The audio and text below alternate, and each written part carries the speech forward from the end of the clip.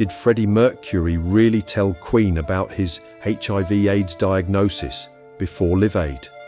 A turn on your brain. The video starts now, and don't forget to like.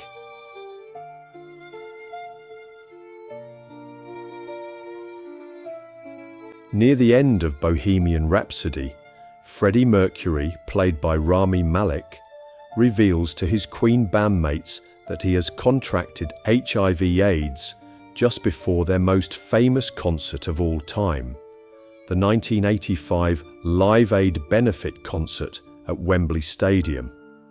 While this poignant conclusion to the band's story is a poignant conclusion, it doesn't reflect the true story.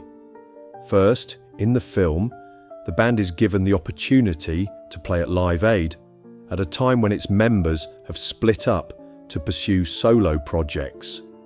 This is somewhat true, but also misleading.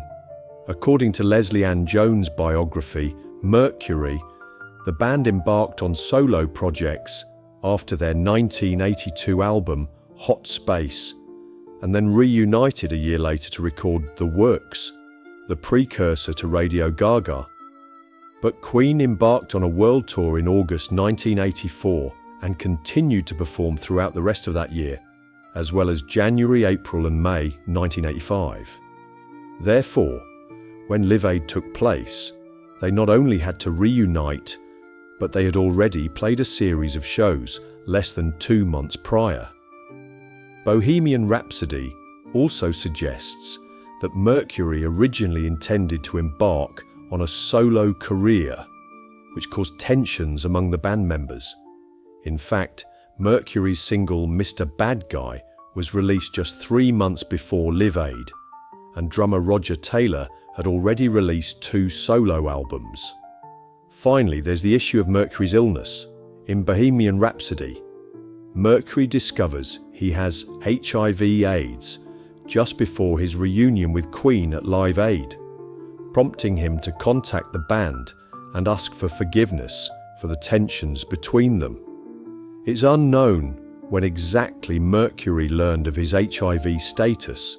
However, according to Jim Hutton, Mercury's partner from 1985 until his death, he was diagnosed with HIV/AIDS in April 1987. This is one of several changes to Mercury's life story that have upset many critics, with one outraged critic accusing the film of disrespecting the singer's legacy. Mike Ryan of Uproxx wrote, "I've never seen a film distort the facts in such a punitive way. It feels as if the film is meant to punish Freddie Mercury." He added, "Mercury's tragic death from AIDS was a turning point in the anti-AIDS campaign in the early 1990s. Reconnecting his illness to his Live Aid performance now seems reckless and cruel. But there's no doubt that Queen's Live Aid was the highlight of the show and is still arguably the greatest live performance in rock history." This wasn't the band's last concert. They had half a decade of phenomenal success, not to mention some timeless classics before Mercury's tragic death in 1991. But it cemented Queen and Freddie's legacy forever.